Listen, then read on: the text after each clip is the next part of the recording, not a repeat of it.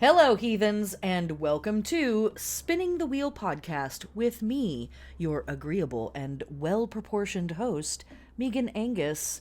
This is 2026 Yule season, Waning Moon in Libra, Lunar Week 48.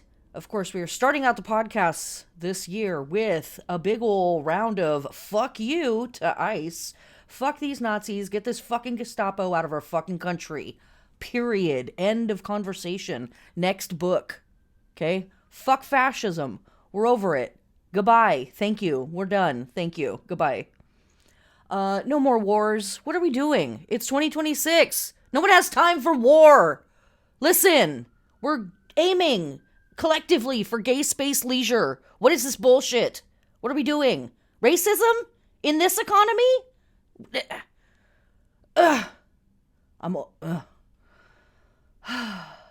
Free Palestine, free Congo, free Haiti, free Sudan, free everybody. Okay, free these motherfuckers. Holy shit.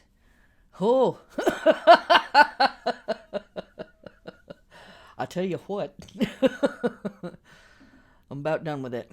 All right. Let's get into the other things I have written down.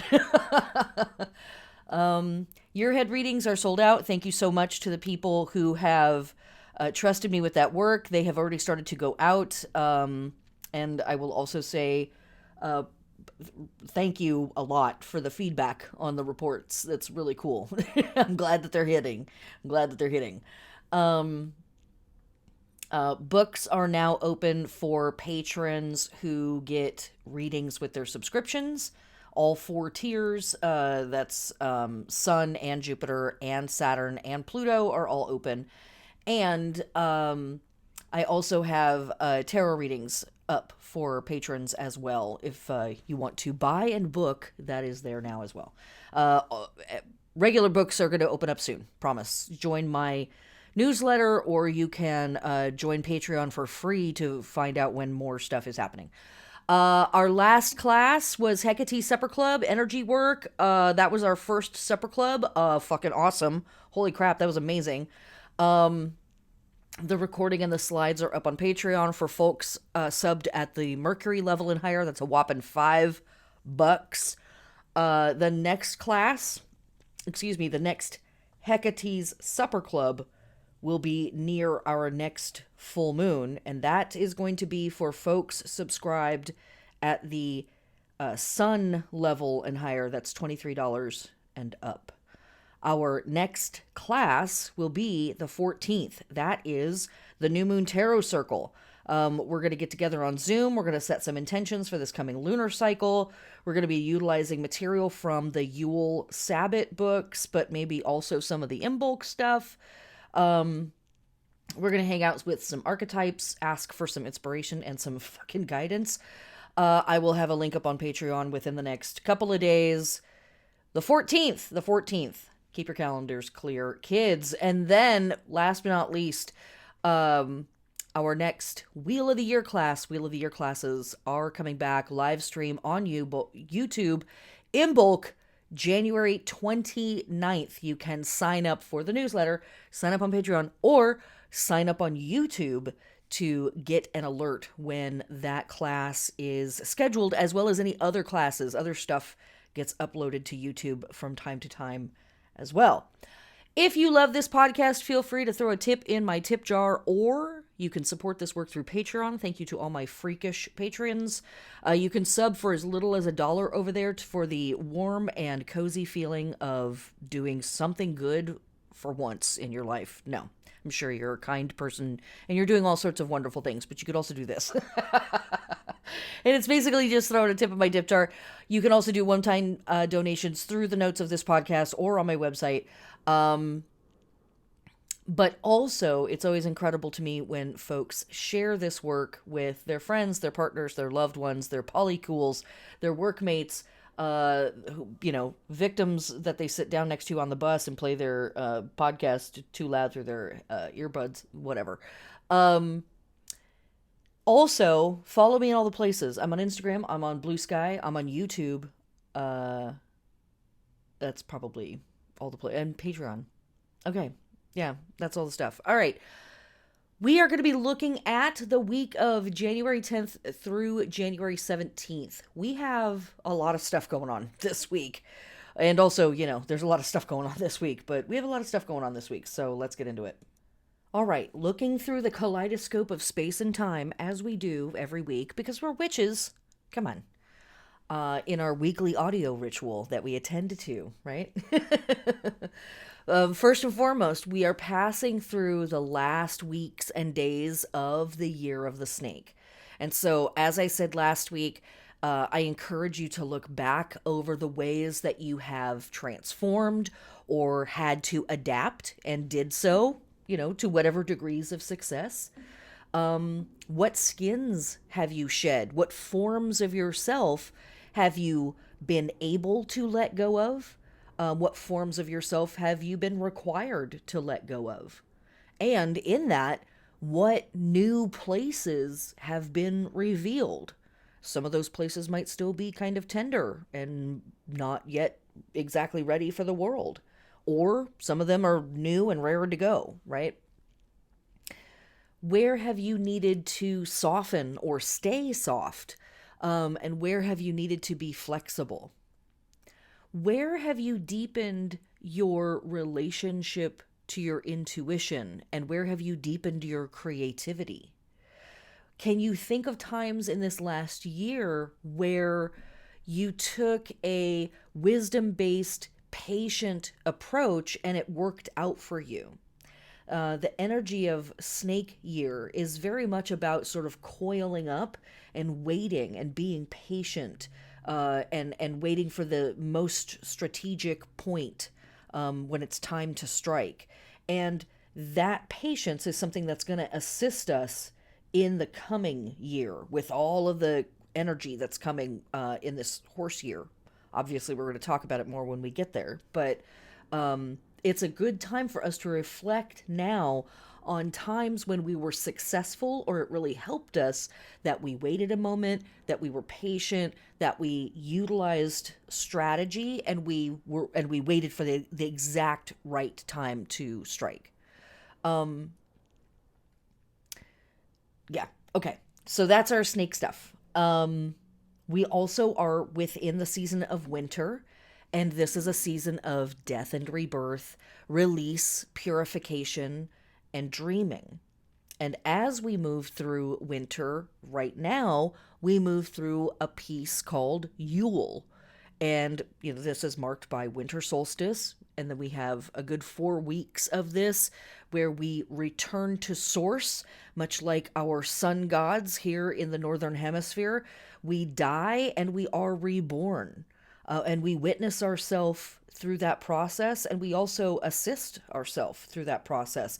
I am the thing dying, I am the thing being reborn, and I am the thing birthing, and I'm also the thing overseeing that entire process. No pressure. Just get in there and get it done, okay? So, but here at Yule, we are returning to source. We are moving through death and rebirth and witnessing a transformation in ourselves.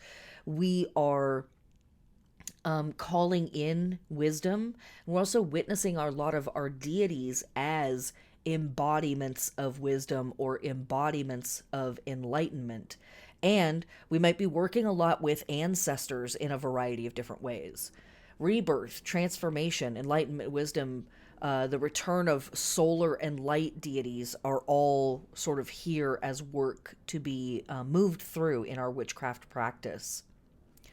And our sun is in the sign of Capricorn. And so this is keeping our conscious mind and our sense of self very grounded in ideas like organization and success, achievement, practicality, pragmatism, and the real, quote unquote, material, physical world, the body, the five senses. That's the stuff that Capricorn is really focused on. And last week, I also said that Capricorn is very focused on wealth and power and the keeping and the attendance of those things. Wealth being the abundance or whatever, the accumulated sum of our resources that we work with through winter. So, yes, Capricorn is very, very concerned with that stuff. And also, this is our last stretch of time working with the Celtic tree month of birch. We are going to move into another tree month basically next week.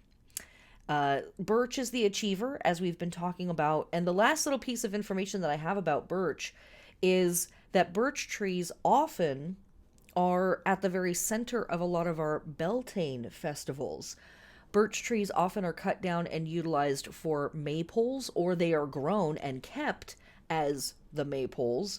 And it's indestructible, it's flexible, it's pliable. So, again, here's some words that we've already worked with in the last 5 minutes, right?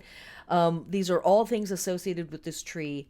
On Midsummer's Eve, branches from the tree would be hung around doors of dwellings in hopes to bring good luck and guard against any, funky vibes. And what I think is really trippy here is we are working with birch for the most part as we travel through Capricorn. Beltane, for the most part, is when we are traveling through Taurus, the next earth sign, the next sign that helps us really produce things on the physical plane and kind of come back to the work of the physical world and the material world and the body.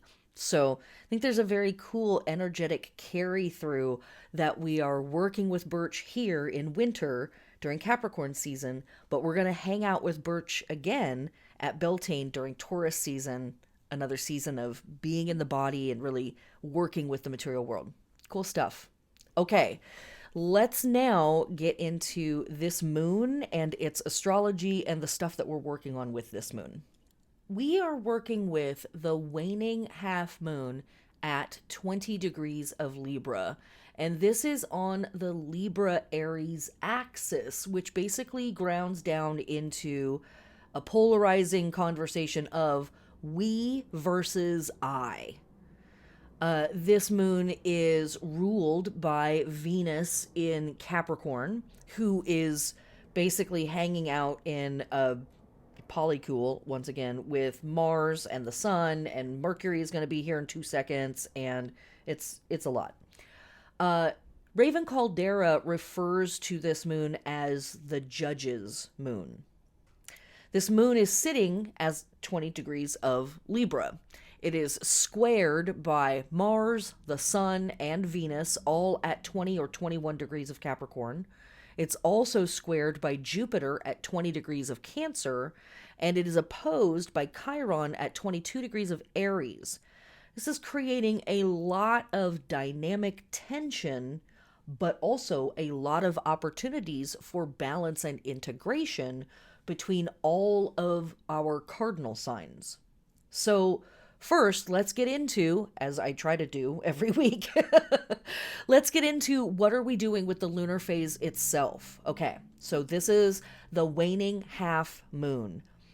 This is our lunar phase that's halfway between the full moon and the new moon. So we're on our way down, we're on our way back into the dark, we're on our way towards another new moon. So we are witnessing, basically the end of the lunar cycle coming up for us.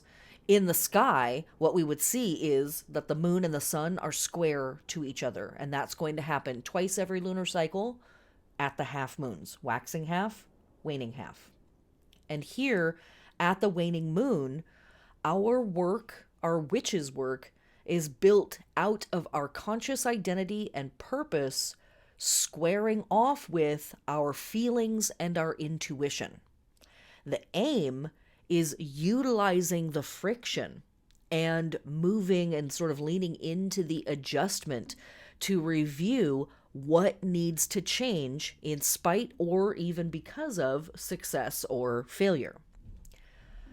The straightforward symbolism of the massive protests happening this weekend against the backdrop of the waning moon in Libra is pretty profound for me. Our waning moons come deep in the cycle, and they give us an opportunity, now that actions have been taken and consequences have played out, to get square with what changes demand to be made and what can no longer be ignored or pushed off. Libra is a sign of many things. We can start off with the easy stuff. This sign is concerned with fairness and justice. In fact, it connects us to the Justice card in tarot. But justice requires constant adjustment and attendance. This moon reveals where we, as individuals and as a collective, have been slack and where we have allowed too much to go too far.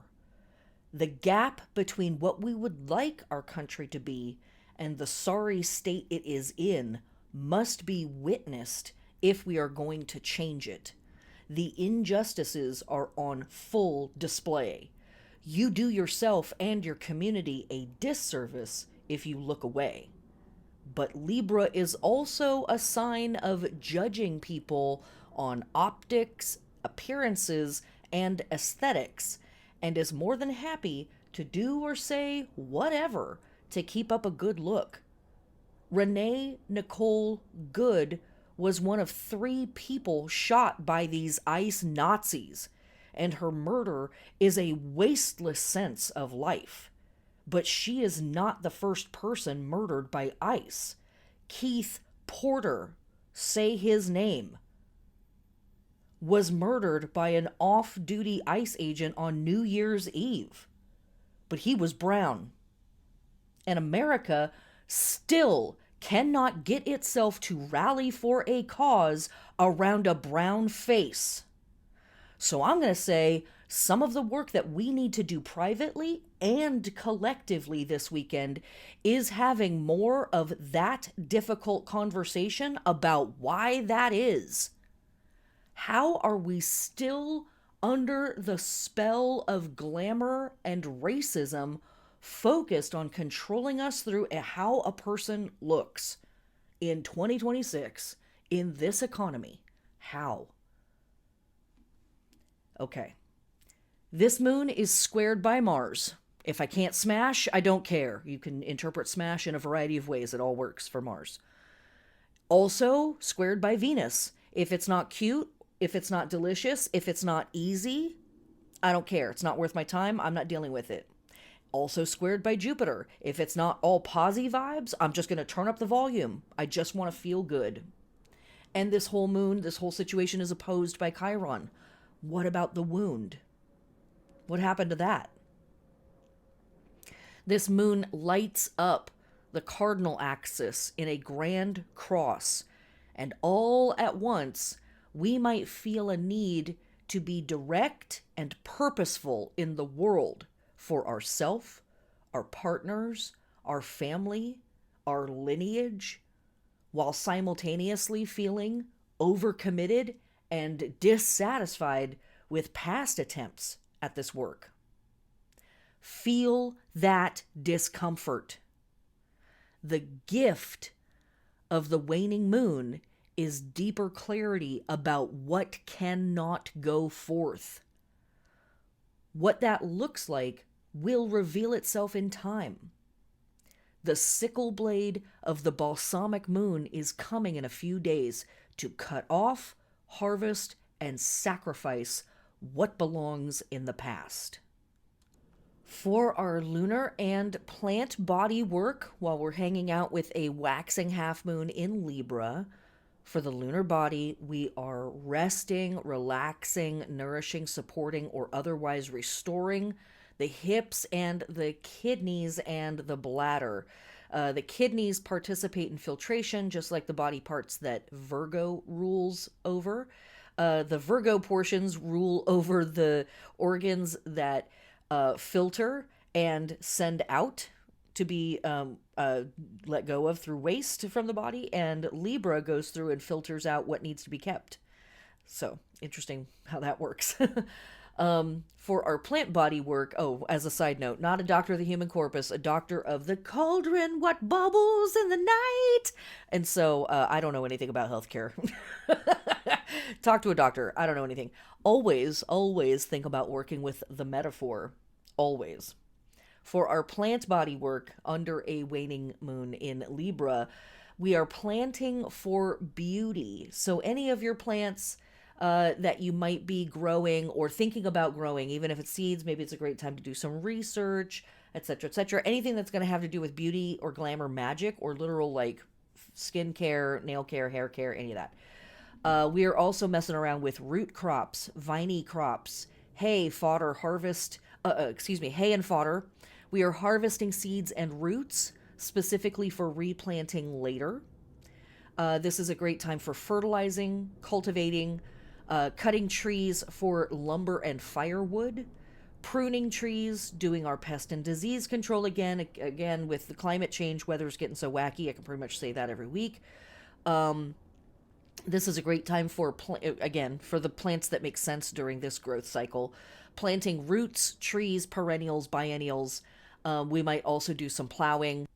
Plowing, you say? Yes, in fact, we have lots of holidays last week, this week, next week, all focused around plows and plowing. And this is a great time for, again, with the crops that it makes sense for in this growth cycle, harvesting below ground crops for eating or drying or storage. Alrighty, now let us get into the astrology of this week, and it's a lot.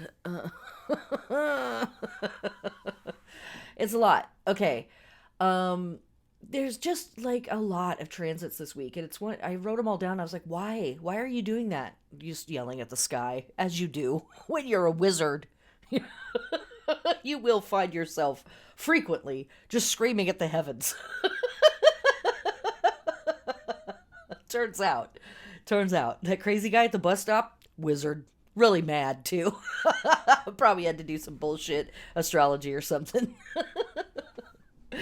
Okay, so let's get into this. It's a mess.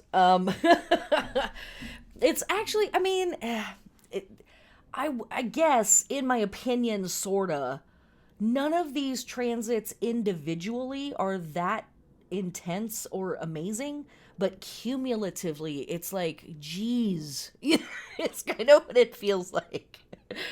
So, January 10th, we have our half moon in Libra with all that fun stuff that I just talked about this weekend, right?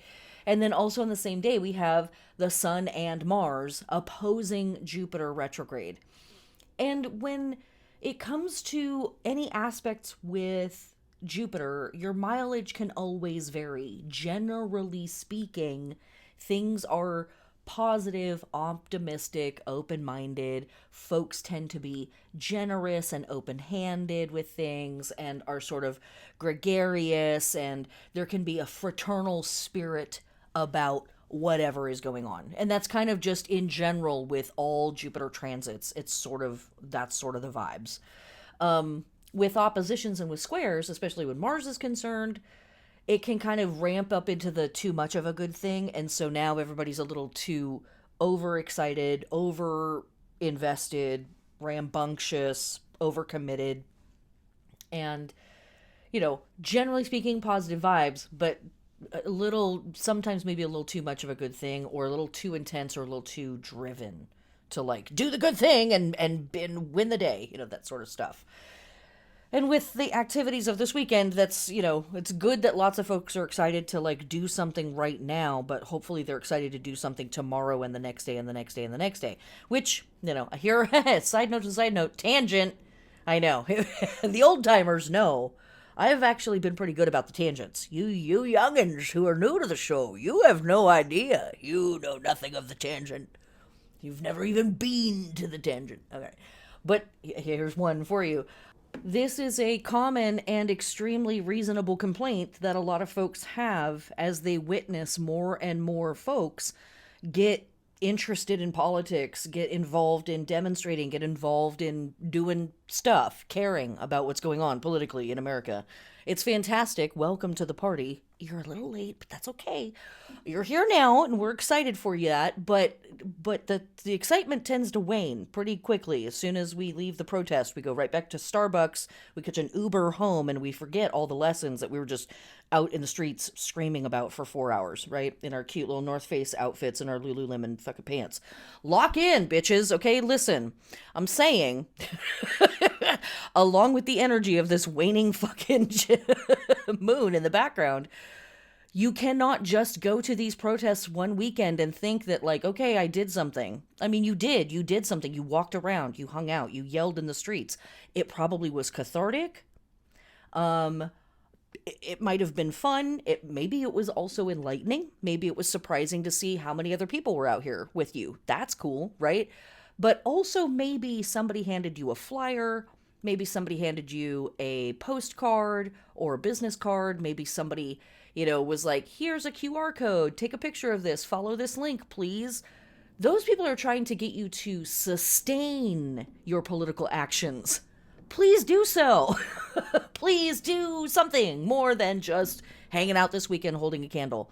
Those moments are really important, and I don't mean to devalue them. I'm saying that we have to do more than that. Justice cannot just be optics. It cannot just be holding up a sign or holding a candle or, wearing a pussy hat or whatever the fuck it is. It can't just be that. We are so far beyond that being effective in our country anymore. Again, is it cathartic? Yes. Does it feel good?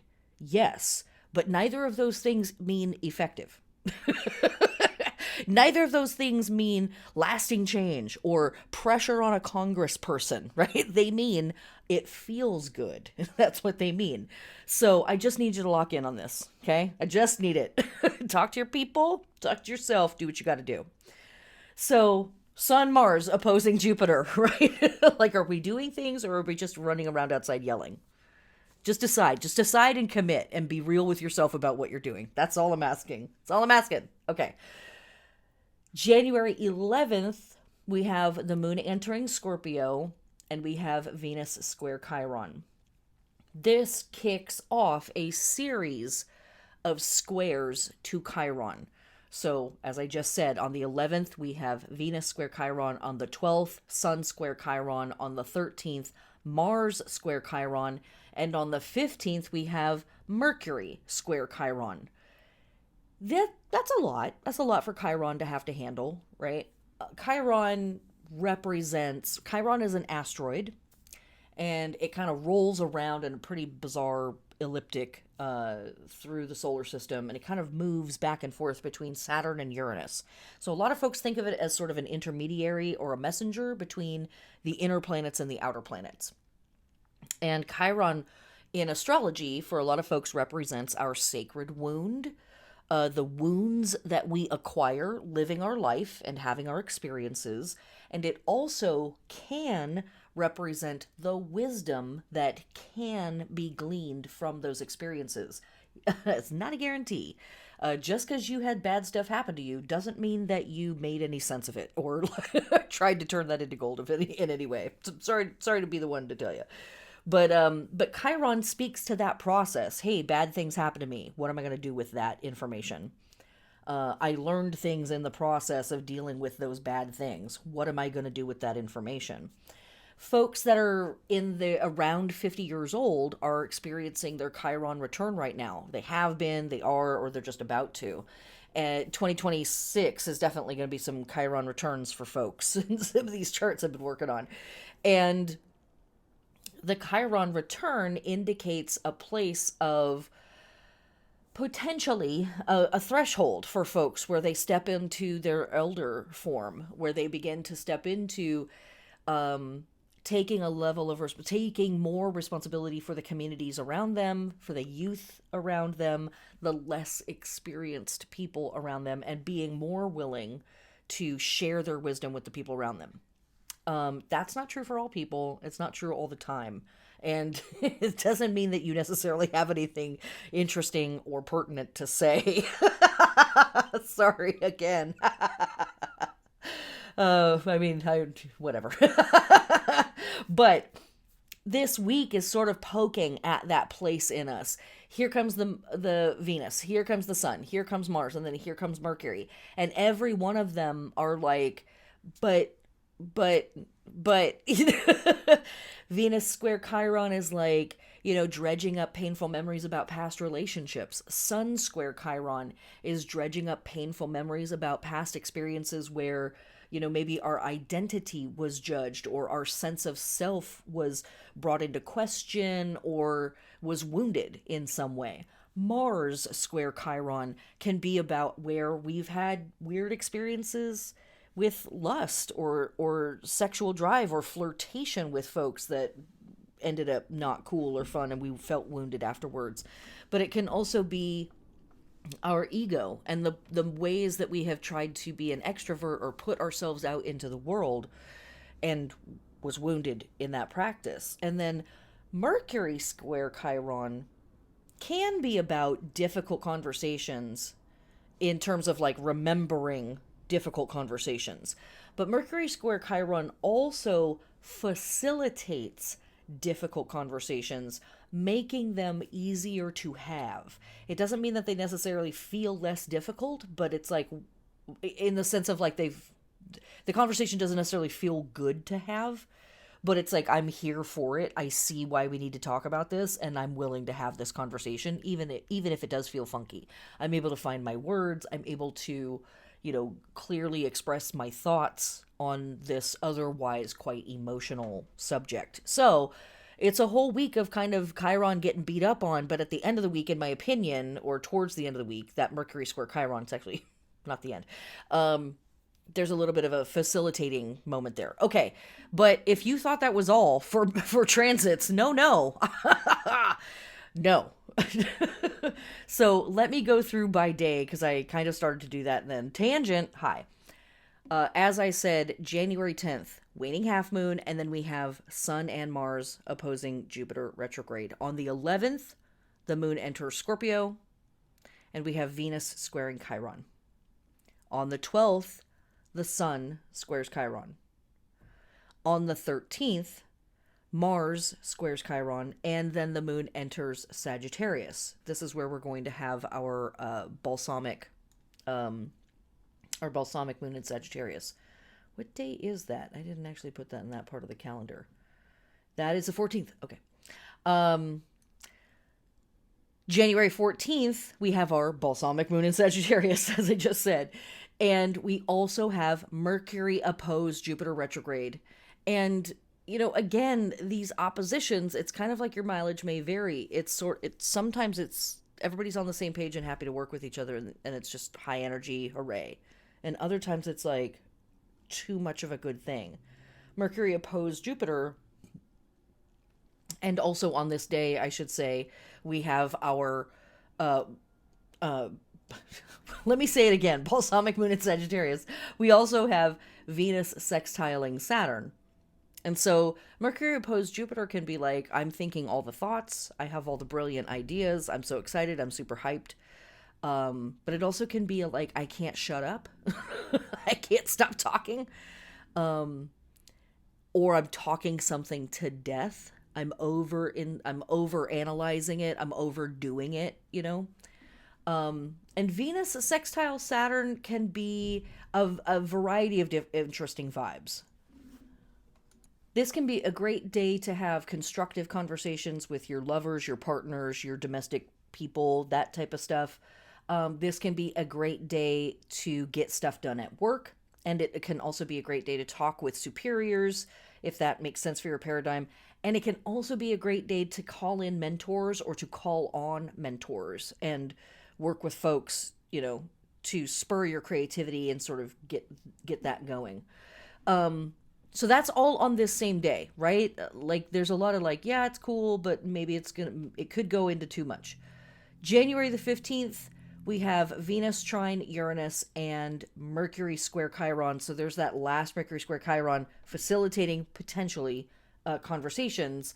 Venus trine Uranus is like, I want to do some freaky shit in my relationship. God bless, because it's pervert week. We have International Fetish Week this week. So go figure. Venus trine Uranus, yeah, we want to do some freaky stuff. We want to change it up in the bedroom.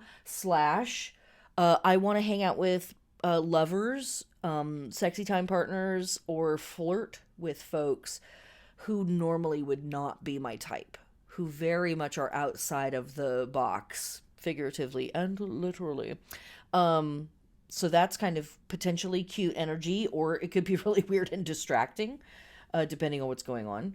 Um, January 16th, the moon enters Capricorn. And then January 17th, we have Venus sextile Neptune, Sun sextile Saturn, Venus enters Aquarius, Sun trine Uranus, and Mercury conjunct Mars. All on the same day. Venus sextile Neptune, generally speaking, dreamy, romantic, lovely, blissful. It might be laying on the couch all day watching old movies. It could be making art. It could be doing some spiritual study, some spiritual work. It could be making love, or like having just a really beautiful romantic day with yourself or with other people, making art. It really is just like a dreamy, creamy, lovely, delicious moment. In a week that maybe is going to feel a little hectic otherwise. Also on the same day, Sun sextile Saturn. This is also a great signature for getting shit done, implementing structure and form into plans. So yeah, we have these two things back to back, or happening at the same time, right? Bonbons on the couch, super dreamy, spaced out, and or let's get shit done. Your mileage may vary, right? Welcome to astrology. And then after Venus has this last sextile with Neptune, it slips into Aquarius. And Venus is going to get really futuristic. You're going to see metallics, like 90s metallics, get really popular for a month. That's always what Venus and Aquarius makes me think of, is that vibe. Venus and Aquarius is like, I'm going to flirt by, reading philosophy under my crush's window. It's very that. Venus in Aquarius also is like, I'm just having sex with robots. I'm not really dealing with humans right now. Also on this day, Sun trine Uranus.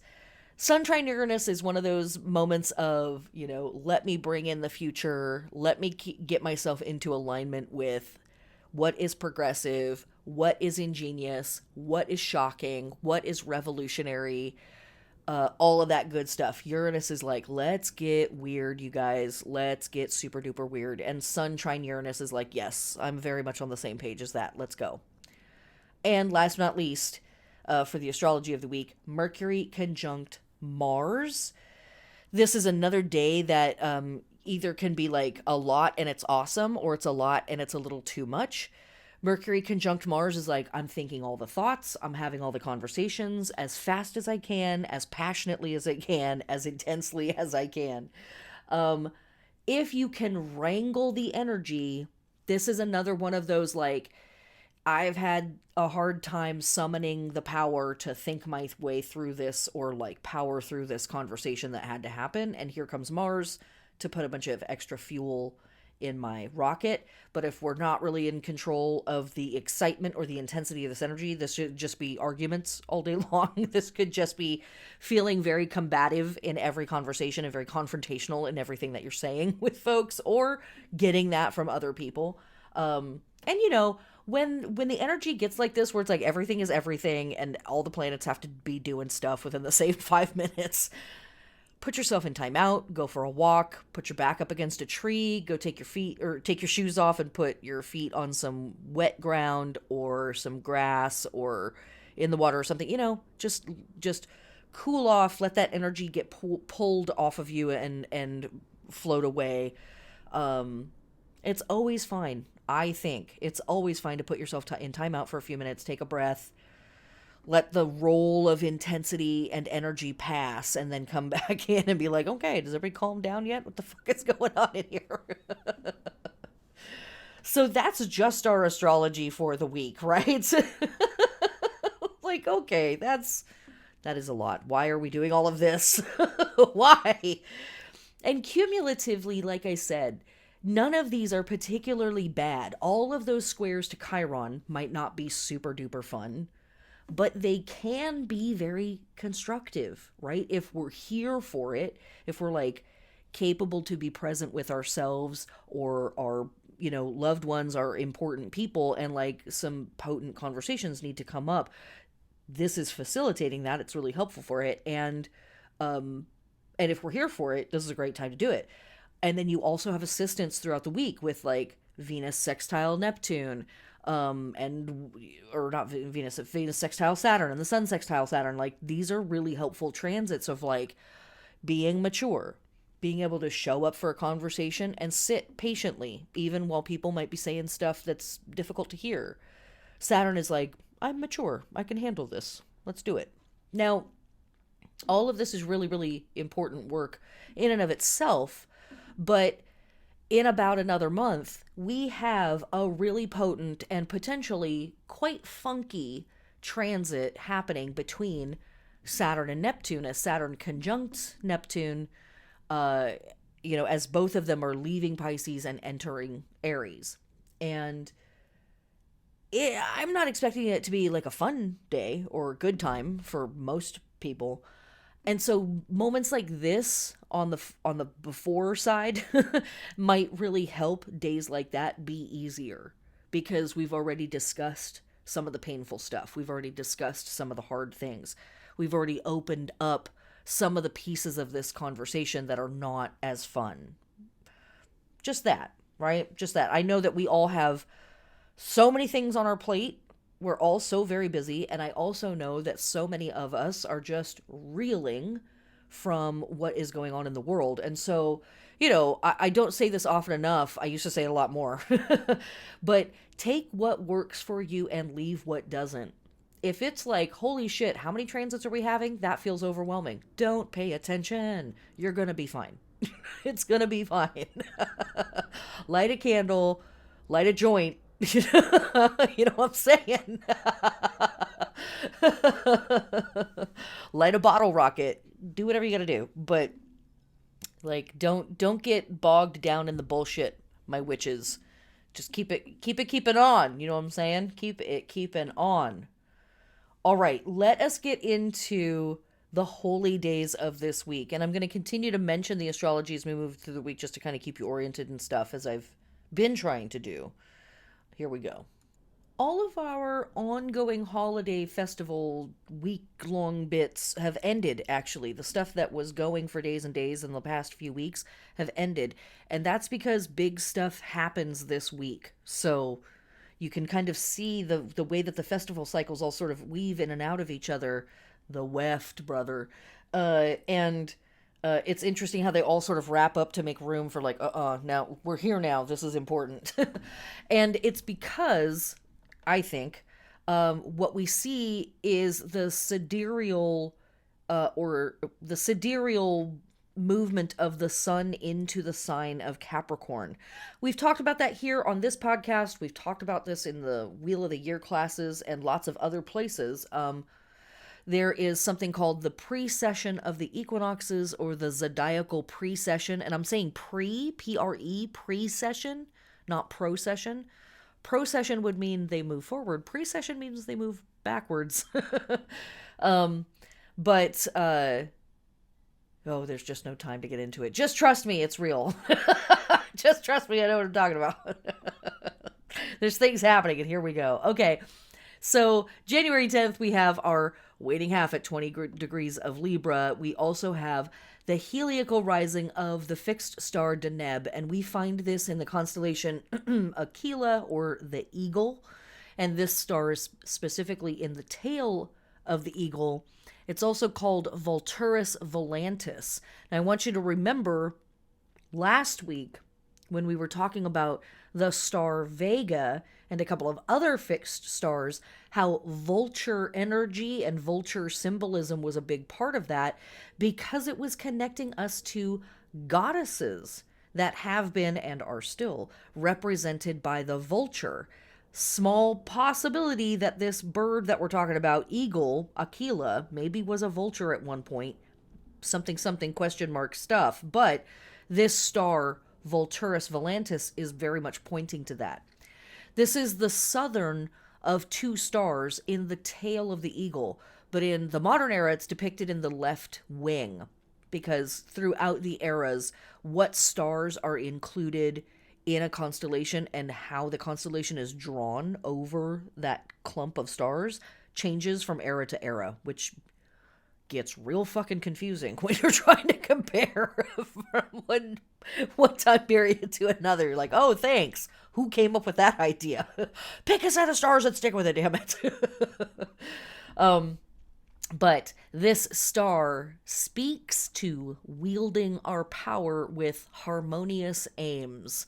So here we go with that star sort of in the background overseeing the works of our dear protesters, our comrades out there in the streets this weekend, wielding our power with harmonious aims. And then again, as I said, this day is also when we see Sun and Mars opposing Jupiter in retrograde. Your mileage may vary with that. It might be really enthusiastic, might be a little off the chain. Also on this day from our friends and ancestors in Benin, we have Voodoo Day. This is also called Traditional Day, Fête du Vodun, Vodun Day, or Traditional Religions Day. This is a day of celebrating the Vodun or Voodoo religion in Benin. And it's a big giant festival. There's lots of celebrating, food, drink, partying, gifts exchanged, and the head priest at the end of the day brings everybody back to his house to drink and party, which is pretty great. January 11th, our moon enters Scorpio. We have Venus squaring Chiron. And then we also have the heliacal rising of the fixed star Sulafat, which we find in the constellation of Lyra. And this connects us back to the tortoise imagery. Again, listen to last week's podcast for more about that stuff. But here we have a connection to it again. Also on this day, we have our sun squaring Chiron. I don't know why I put that there, but whatever. And then also, from our European friends and ancestors, we have Plow Monday. So as I said, this is a good week for plowing. And yes, in fact, we have several holy days last week, this week, next week, all dedicated to plowing.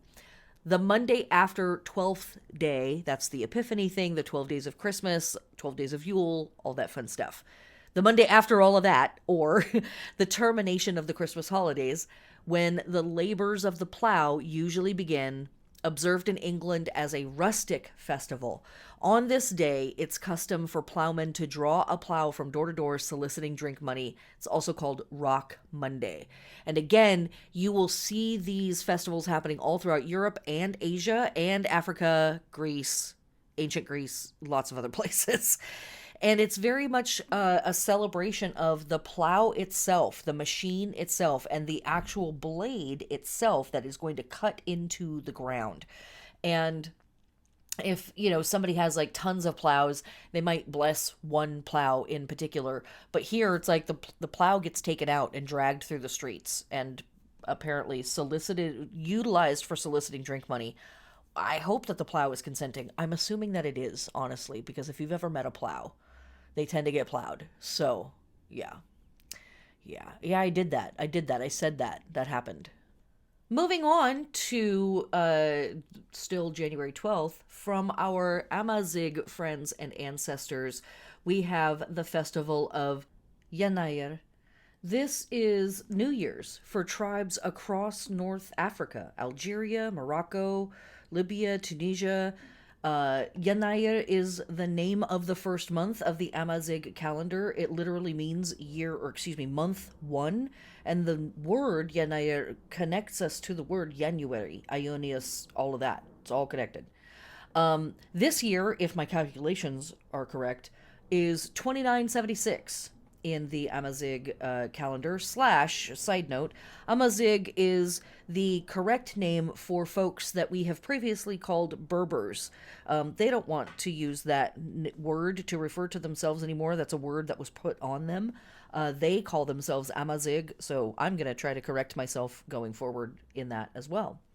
But this timekeeping system relates back to a very fancy date with an Amazigh king and a pharaoh. Folks will celebrate New Year's with a hearty meal, a haircut, starting their agricultural year. So here's yet another collective kind of getting into that situation. And other start events like weddings. This is a very traditional wedding month for Amazigh tribes. Also on this day, from our Shinto friends and ancestors, we have Saijin no Hai. This is coming from Japan. This is a coming of age ceremony it used to be for folks who were reaching age 20, but now it's for folks who reach age 18.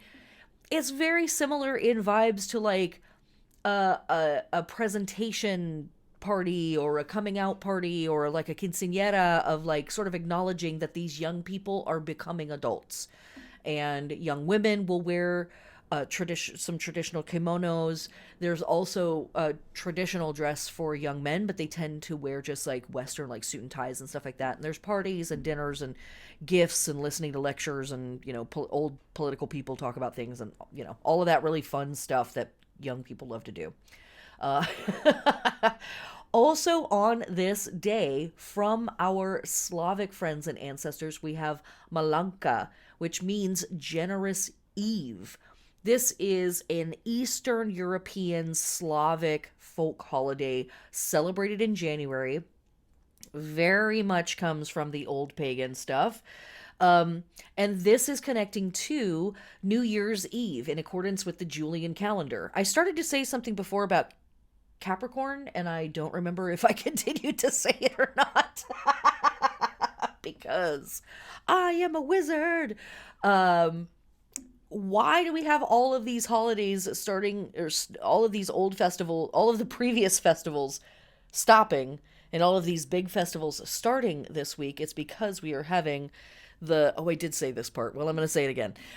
Because Capricorn in the sidereal system has moved into the sun has moved into Capricorn. It's what I'm trying to say. Wow, I am fighting for my life in this sentence right now. The sun has moved into the sign of Capricorn in sidereal astrology, aka the astrological system that matches up with the astronomy. So a lot of these old systems and new and current systems, right? Old as in ancient, not still in use, old as in ancient and still in use. They're paying attention to what's actually happening in the sky. And the sun is moving into Capricorn this week. And so a lot of these holidays actually line up with that. That's the whole reason why we have a lot of these plow festivals happening so many days after winter solstice, because this is when that sun cycle actually is happening. So this is Generous Eve. It's a folk holiday celebrated in January. It's in alliance. It's aligned with Old New Year's Eve, which is this week too, in accordance with the Julian calendar. Does anybody still pay attention to that calendar? Yes. All of our Eastern Orthodox, Christian, everybody, Coptic, everybody, all pay attention to that stuff and follow it. This holiday, this festival, is named for the pagan goddess Malanka, whose name means spring or May or flowers. She is also referred to as Malanka because she is loving. She is a Mother Earth type of character, and she's responsible for the blooming of flowers and the greening of spring. She has a myth very similar to the Demeter Persephone myth, which is also poppin' right now. Russians celebrate Malanka to symbolize the onset of spring. There are sacred meals made and offered to the gods of the house and the stove. In addition, women will bake pancakes and other like tasty treats. There's carolers and folks that are called sowers, and they're out sowing. And it's very similar to this Plow Monday thing that we see in a bunch of different places, of like waking up the land. We're going out, we're going from door to door caroling and like asking for drink money and whatever. Food is given a very important role on Malanka, as it is believed that the more variety on the table that day, the more generous the next year will be, except that there are also foods that should never be on the table, like fish, for example, because happiness can pour out of the home because of its connection to water. But on the other side, pork dishes are like a really, really, really big deal, which is interesting because there are other goddesses being celebrated at this time and even this week where pigs and boars are a really big deal for them. And so there's carolers and people are having a great time. There's rituals and all of this good stuff. And then the next day, some of the revelers will go to the local crossroads and burn a sheaf of grain that has been held in a sacred place since Christmas Eve, and then they all jump over the bonfire. And this was meant to like cleanse them, of the old year and old luck and old energy and get them ready for the next thing. And then the next day, when it begins to grow lighter, these young men will go to sow grain. The grain is carried in a glove or a bag. First, they visit their families and their relatives and their loved ones, and then they go out to the neighbors. And yeah, and so it's just, this is what's up. Pushing into this, like, hey, it's time to wake ourselves back up. It's time to wake the land back up. It's time to wake up these machines and these tools that we utilize to do all of this work. It's time to get this cycle going once again. That brings us to July 13th, where we see the heliacal rising of the fixed star Pavo. This is found in the Peacock constellation, and this is in the starry tail of the peacock. I have no fancy magical stuff to tell you about it. Also on this day, we move into our next rune half week, or moon week, which is Pertho or Purta, the womb, a dice cup, chance. And we'll talk about that a little bit more at the end of the podcast. Also on this day, we see Mars square Chiron, and we also see the moon head into Sagittarius. And also on this day, we have two big festivals kick off, January 13th through the 16th this year.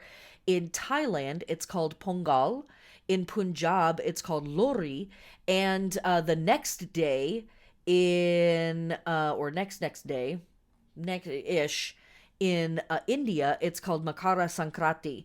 And all of these festivals are basically iterations of the same thing, which are celebrating winter solstice, celebrating this portion of the solar cycle, 1. 2, they can be harvest festivals depending on what the growth cycles are in those areas, but they might also be quote-unquote harvest festivals in the sense that they are also pulling their farm equipment out and celebrating, hey, the seeds and the farming and the cycles and the stuff. But a lot of these folks are in really, really hot places, and so they are happily harvesting at this time of year because things are cooling off or have cooled off. Altogether, though, all of these festivals are dedicated to, again, the winter solstice, but they are also specifically dedicated to the Hindu god Surya, who is the literal sun. And it is a celebration of the sun, as I said, moving into the constellation or the portion of the sky that we refer to as Capricorn. This harvest festival falls under many regional names. It's celebrated throughout India and really kind of throughout Southeast Asia. The festival marks the end of winter solstice. It marks the sun's start on its 6-month-long journey towards its peak. And the festival in Thailand, Pongal, is named after the ceremonial Pongal, which means to boil or overflow. And it refers to a traditional dish prepared from the new harvest of rice that has just come in, boiled in milk with raw sugar.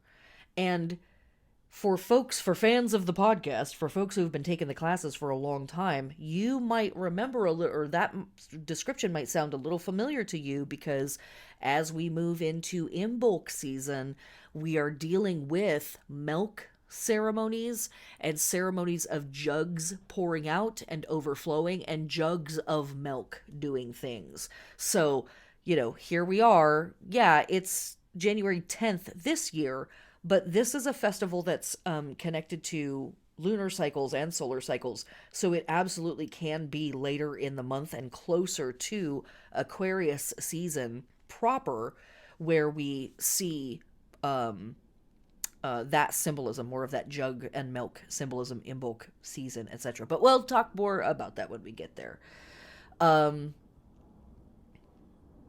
So sometimes this is always offered to the gods and goddesses first, the goddess Pongal, followed by sometimes an offering to cows, the source of milk, and then shared by the family. There's celebrations, etc. Ritual bathing and processions, and ritual bathing is also something that we're going to be talking about more and more as we go forward. And as I mentioned, Lohri from our Punjabi friends and ancestors, also a very similar festival, doing pretty much all that stuff that we just talked about in Pongal from our Thai friends and ancestors. But also, the Punjabis involve a whole bunch of bonfire and drums and throwing sweets into the fire to burn off the last bits of last year's energy and whatnot. In Punjabi, this version of this festival is celebrated by Hindus, Muslims, Sikhs, Christians. Like, everybody's super into it. Everybody's into it. And then on this day as well, from our Northern European friends and ancestors, we have St. Newt's Day. This is also referred to as 20th Day Yule. Some folks have Epiphany. The Scandinavians have St. Newt's Day. And this is sort of a day that just celebrates the end of that whole Christmas complex thing. The Yule, the multi-day Yule situation has officially come to a fucking end, all right? So this is another one of those holidays that says, hey, it's time to take your greens down. It's time to take your pan-arboreal winter holiday tree down. Pan-holiday winter arboreal, right? We can't call it a Christmas tree anymore. We can't call it a Yule tree anymore. Nobody originated the tree, right? Everybody is fake. Everybody's a liar. Everybody stole everything from everybody else. So whatever the fuck it was that you cut down and dragged into your house and put lights and decorations on, whatever that thing is, and whatever you decide to call it, get rid of it. It's time to get it the hell out of the house. And last but not least, from our modern pagan friends and ancestors, we have a festival of brewing. I have no information about that other than beer. Okay. January 14th, we have our balsamic moon in Sagittarius at 9 degrees. So, the balsamic moon is a trippy time. These are the last days and hours leading up to the next new moon. So the balsamic moon is the last time that you can see the moon. It's a super tiny crescent, and it's getting smaller and smaller as the hours go by. And then at some point after the balsamic moon, there is the dark moon, where it's no longer visible, but it's not new yet. And that little period of time can be several minutes to a few hours to almost half a day. It waxes and wanes, kind of like the moon. So this whole chunk of the lunar process is really, really potent. When we are working with a balsamic moon, what we're doing is taking a moment to think to ourselves, what did we learn? What did we earn? What comes next? The balsamic moon is encouraging us to, one, take a moment to review how did this lunar cycle go? But really what's coming through on the balsamic moon is this tug from the future. And so there's also this calling of like, how is the future pulling us forward? With the balsamic moon in Sagittarius, this is a really potent moon for sitting at the fulcrum of the scales. The week starts out from just a philosophical or esoteric perspective. The week starts out with this waxing or waning half moon in Libra. That's like, what is justice? What is fairness? What is balance? What is equilibrium? What is harmony, right? What a powerful word to work with right now. What is harmony? And we are obviously going to have lots of biases and preferences and prejudices about that conversation. We're going to have our personal experiences in those places and the things that we desire to see in the world. But when we come to the balsamic moon in Sagittarius, this state, this place in the moon, in this sign, is very shamanic. And it's very shamanic in the sense of calling out the capacity in yourself to be able to sit at the center of the crossroads and see all directions as equally viable for somebody. Doesn't have to be equally viable for you, but you have to be able to empathize with a person who might go down a road very different from the road that you would go down. Raven Caldera talks about this moon in a really interesting way, and basically what they're saying about it is Not that we need to like make room for the enemy or like, I mean, but they do kind of suggest things like that sometimes. But what they're saying is that there may be times when we are the ones called on to dispense justice in the world. And we can't do that in an honest way if we have really hardcore biases that we're not trying to call out in ourselves. And so this Sagittarius moon tries to help us from a very esoteric, existential, philosophical place sit at the crossroads and see all of the directions that human behavior could go in and sort of ponder what it would be to go down that road and why a person might find themselves going down one road versus another, and sort of finding that equilibrium within ourselves of, I don't have to um sometimes why I'm hesitating here is because sometimes the ways that we talk about the work that we do on a moon like this, and with a lot of the stuff that we do with Sagittarius, it gets into a real murky gray area that can absolutely turn into spiritual bypassing. It can absolutely turn into justifying bad behavior. It can turn into, well, everything is everything and there's two sides to every story and blah, blah, blah. And so that's why I'm kind of putting this emphasis on, from an esoteric, from an existential, from a philosophical, from an abstract, right, place. What is it to sit at the center of the crossroads? Um, in our world, in my opinion, and this is why maybe I'm not sitting on a judge's council right now, but in our world, in my opinion, our issues are pretty black and white, and there's some really fucking evil people in the world doing some really objectively evil shit. And I don't think that that's a like two sides crossroads, let me find the balance moment. But and also that's what this moon is asking us to do, is like, can you even just take 5 minutes to like come back to center, come back to the center of this conversation and not get so far afield in the extremes of it. It's a spicy moon. As I was saying before, take what works for you and leave what doesn't. Take what works for you and leave what does not. But this skill to be able to come back to this neutrality is really, really important in our magical works for lots and lots of different reasons. Okay. Also on this day, we have Mercury opposing Jupiter retrograde at 19 degrees. I haven't been saying the degrees. Sorry. So ignore that. But Mercury in opposition to Jupiter, as I said before, could be brainification 5000 or yapping into oblivion, or probably some of each. Also on this day, Venus sextiling Saturn, a great day potentially for having some really mature, maybe kind of somber, but very grounded and down to earth, responsible conversations with the people that matter in our world. Also on this day, we have our Old New Year, as I mentioned before. This is for our Eastern Orthodox Christians, the Coptics, Eastern Europe folks. It's the first day of the Julian calendar. For our Norse friends and ancestors, we have Thorablot. This is an Icelandic midwinter festival. For some folks, it lasts one day. For some folks, it's more of like a week. It is named for the month of Thori, of the historic Icelandic calendar, which corresponds to mid-January to mid-February. And the word blot literally means blood or sacrifice. The historical context is from the Orkneyinga saga, where Thori, Frost, is an early Finnish king and the son of Snær, which means snow. Also on this day, from our Roman friends and ancestors, we have the Feast of the Ass.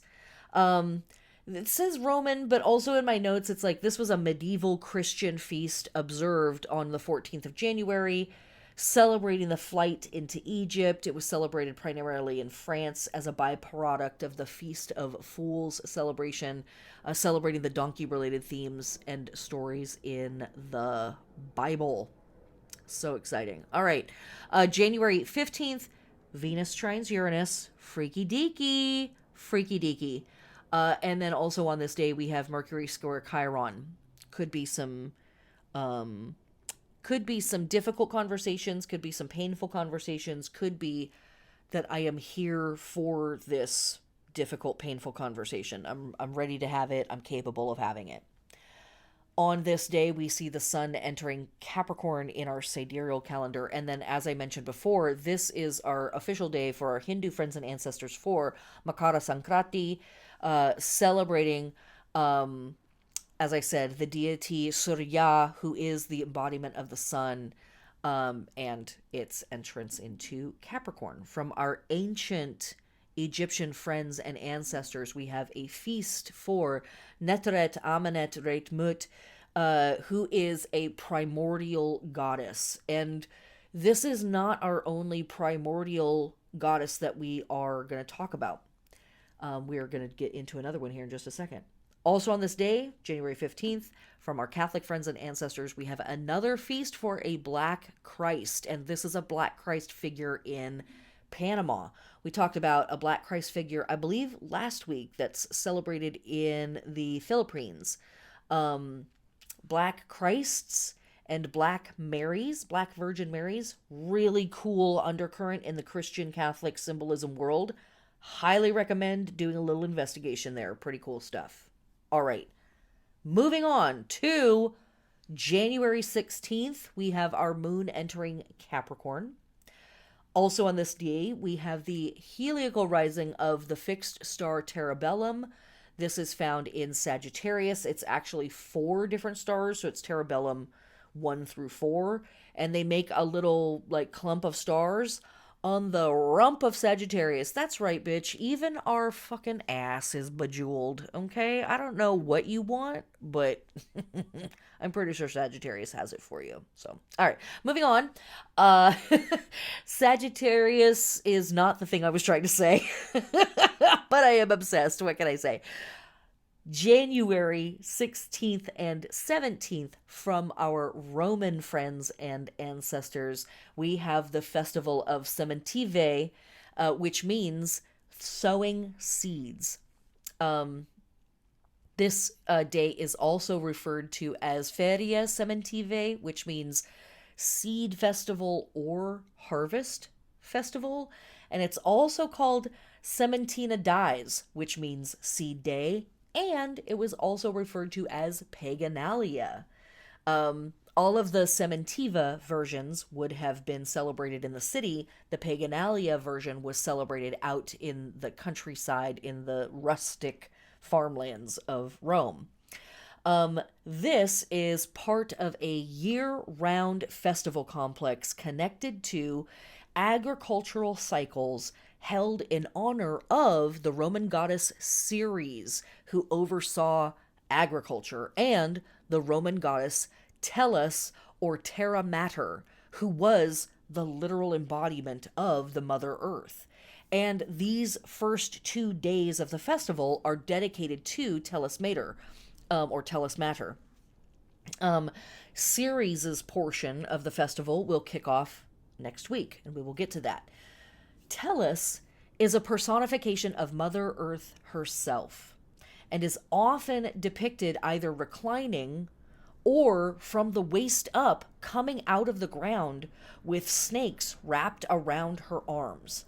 Now, her depiction of her reclining reminds me of a lot of the depictions of the Empress on Empress cards in tarot. And side note, the name Tellus absolutely connects to words like terra, territory, terraform, also like telluride, and and other all of these are all back to her, all about the earth, the material world, the material plane. Tellus Mater, or matter, is literally where we get the mater, mother, but mater equaling matter, as in the scientific term matter, like physical world material matter. It's all her, baby. It's all her. Her name might even connect with the Sanskrit talam, which means literally plain ground. Her name even can be used to mean the element earth in magical practice. And she is here with the goddess Ceres, who is a progenitrix goddess, one who can produce by and of herself. Now, this is an interesting combination. because Tellus, as the quote unquote plain earth, basically represents the earth in its natural state, its primary state, its quote unquote primitive or savage, but as in wild or unformed. Ceres, the goddess, is agriculture. And so this is literally the goddess of agriculture coming to the untamed world and saying, hey, can we work together? I would like to take your untamed wilds and turn them into structured farmlands. Can we please do that? And that's part of what this festival is for. So as I said, Ceres is a progenitrix goddess, one who can produce by and of herself. With Proserpina, her daughter, like the Greek Demeter and Persephone, Ceres is often depicted with poppies and wheat, which were her two main crops, and her priestesses and devotees wore great crowns of wheat and poppies called corona spicia, or crown of thorns. I'm sure it's just a coincidence. Poppies easily grow in freshly disturbed soil, like we would have now with all of our plowing moments going on. Haha, right? Poppies provide an early food source with their millions and billions of seeds, and they also provide opium. And that easily connects us to the lesser Eleusinian mysteries that take place around this time of year, as well as the dream time, the fog, and the liminality that we will encounter here at the end of Yule and as we move into Imbolc. Pretty trippy stuff. Also here on January 16th, it's International Fetish Day. This is a global celebration celebrating perverts, like myself. Perverts wear purple, okay? And if you think that it is a coincidence that perverts wear purple and also Jupiter, the ruling planet of Sagittarius, wears purple, you would be wrong. That is on purpose. That is how the gods intended it. All right, moving on to January 17th, where we have our 750,000 transits. Venus sextile Neptune, Sun sextile Saturn, Venus enters Aquarius, Sun trine Uranus, Mercury conjunct Mars. As I said before, it might feel like a lot, right? So feel free to put yourself in timeout, go for a walk, do some deep breathing, drink a glass of water, have a little snack, do what you got to do. Do what you got to do. All right. On January 17th, we have a ton of festivals happening. But again, it's all within the auspices of the sun moving into Capricorn and this sort of sensation of like the winter solstice thing is done. The sun has officially moved into the portion of the sky that we call Capricorn. It is only getting brighter from here. Officially. Here we go. So, running from January 17th to the 25th, approximately, these dates do change from year to year. From our Navajo friends and family and ancestors, we have the Navajo Sing.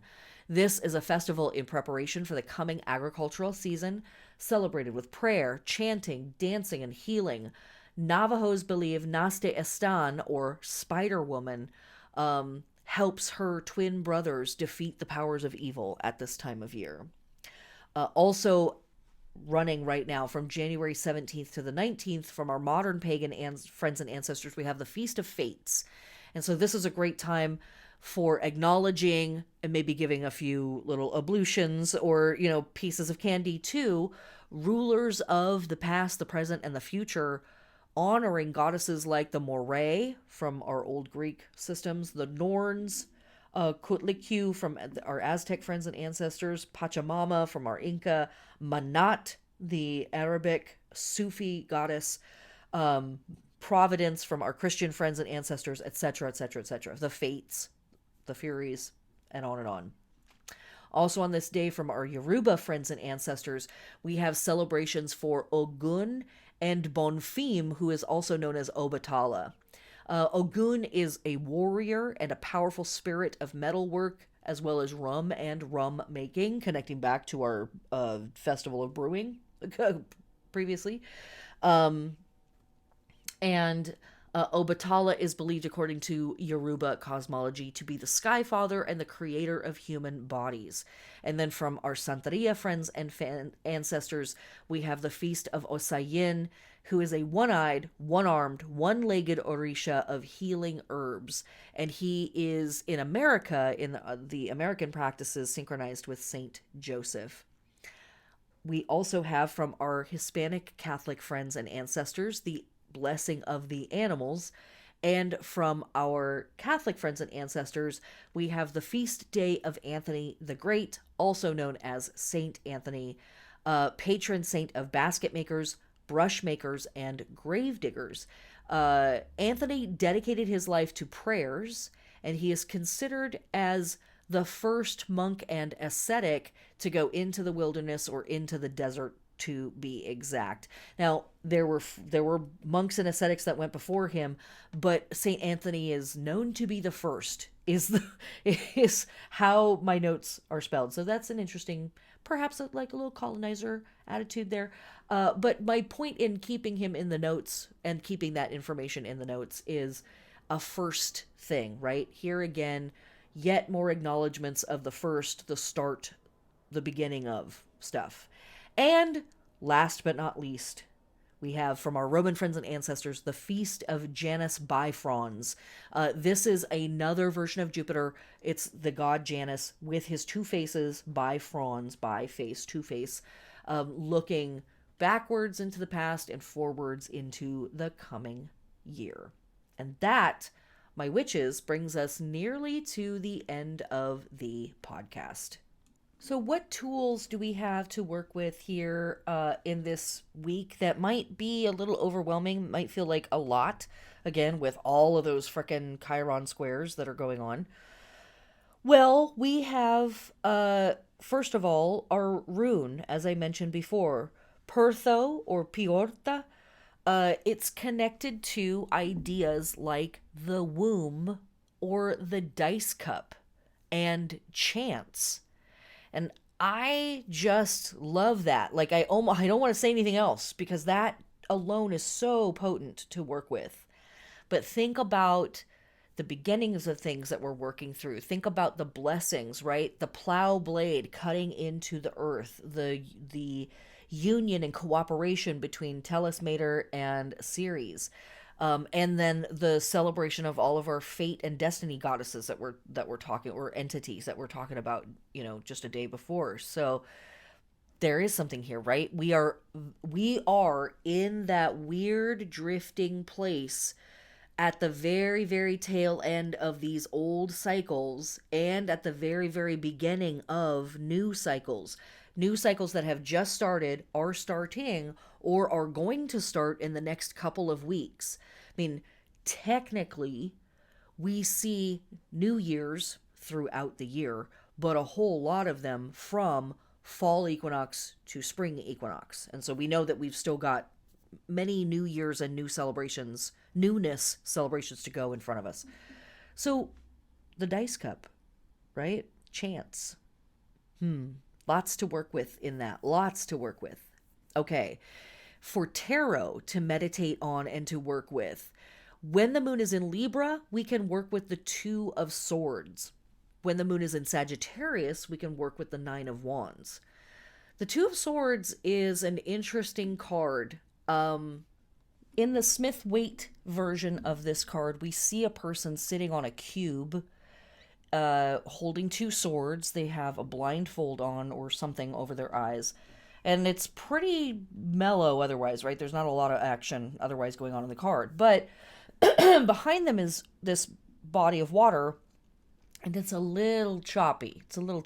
So there's a couple different ways that we can interpret the Two of Swords. One of those things can be, I'm trying to rationalize my way through an emotional experience, and my mileage may vary.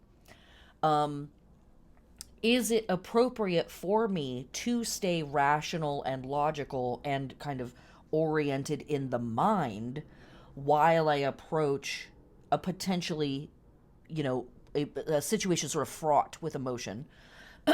Or am I avoiding feeling what needs to be felt by sort of sidestepping that and just rationalizing things and trying to be very logical and sort of stay like in the brain where it feels safe because I don't have to feel anything. Again, it could be either version of this, and either version might be the appropriate response. So it really is about kind of being present and aware of what you're experiencing. Is it appropriate for me to avoid intense emotions and focus on other things, or get other people to focus on other things? Or is it appropriate, or am I sidestepping my emotions and it's actually appropriate for me to feel them?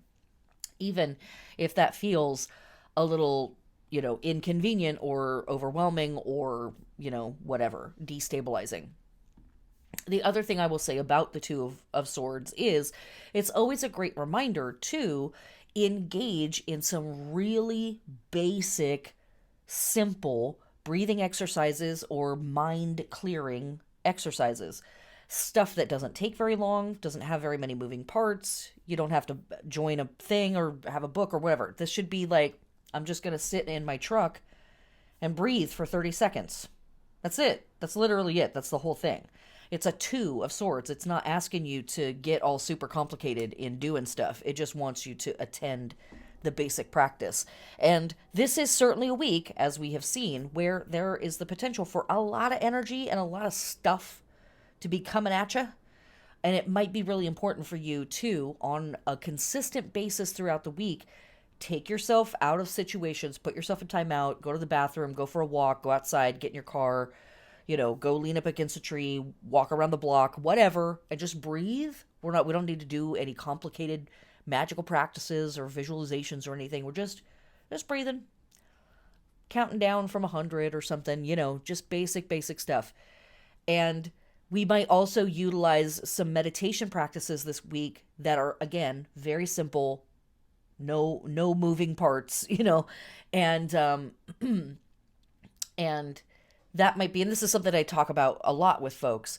You might like do a really short meditation exercise at the beginning of your day to kind of gird your loins and sort of prepare yourself and be like, hey, I'm going to stay loyal to myself. I'm going to stay loyal to my values. I'm not going to get caught up in the whatever's going on. I'm going to stay present, be authentic, be real, be vulnerable.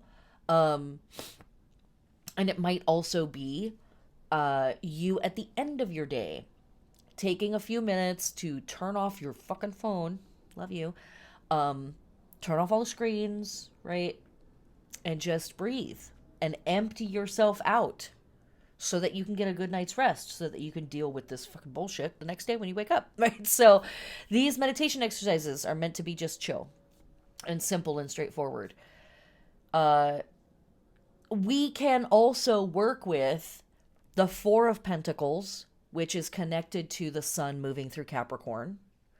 We can also work with, so here's some of the longer standing tarot cards that are in the background. We can also work with the Three of Pentacles, which we work with when Mars is moving through Capricorn, where it is right now. And we can also work with the Eight of Cups, that is connecting us to Saturn and Pisces. We will not be working with that card for very much longer. And finally, also while we're moving through Capricorn season, we can hang out with the Devil card, which connects us to Capricorn. We can hang out with the World card, which connects us to Saturn, ruling planet of Capricorn. We can also hang out with the Knight or the Queen of Pentacles in various magical systems. One or the other of those cards is connected to Capricorn energy as well. If you have made it this far in the podcast, thank you for hanging out. Thanks for listening. Thanks for doing whatever work you are doing to show up for this wild fucking world that we are currently living in. And if that is showing up and taking care of yourself every day, fucking awesome. Well done. If you have the capacity to take care of yourself and you're also taking care of other humans, be that partners or parents or siblings or children or besties or neighbors, you're a saint, you're a superhero, you're out of control, you clearly are a Power Ranger, and everybody knows it. So maximum high fives to you, my friend. For folks that are wanting to learn more about Yule and all of that good stuff, I have boatloads of writing up on my website. I didn't say this at the beginning of the podcast, and you probably already know it if you've made it this far, but there's tons of stuff on my website. Join Patreon. We're doing a bunch of cool shit over there. We're doing more magic this year because, you know what? Fuck them. You want to fuck with me? You want to fuck with the witches? Okay. All right. All right. No problem. No problem. Bet, as the kids say. Next class, 14th, New Moon Tarot Circle. This month, all the classes, well, those two classes that we just did, Hecate's Supper Club and the Tarot Circle, are open for everyone that is subbed at the Mercury level and higher. That's $5 and higher. And if you can't make it to the class, the recordings and the slides, whatever materials there are also going to be available, going to be available for those folks at $5. These classes are going to be for different prices in the coming months. But you know how we do over on Patreon? Everybody gets a little piece of candy every now and then. There's always tricks and treats going on over there. So sign up. You know what I mean? Sign up to Patreon. It'll probably change your life, probably. It's like, you know, it's a pretty sure bet, I think. Probably. Okay. Thank you so much. Thanks for being here. Thanks for the support. Thanks for the enthusiasm. If you love it, sign up to stuff. Send me a tip in the tip jar, but also share this with your people. Leave a comment. We had some fun in the comments this last week. Like on whatever platform. Leave a review if you're feeling especially hedonistic. The reviews, the robots love the reviews. The algorithms love the reviews. Very, very big on that. Okay, that's it. That's all of the show. Good luck with this week. Good luck. Patrons, tarot readings are available on my website. So, you know, if you need some extra help, that's there for you. All right. I love you so much. Be careful out there and have fun. Blessed be. Goodbye.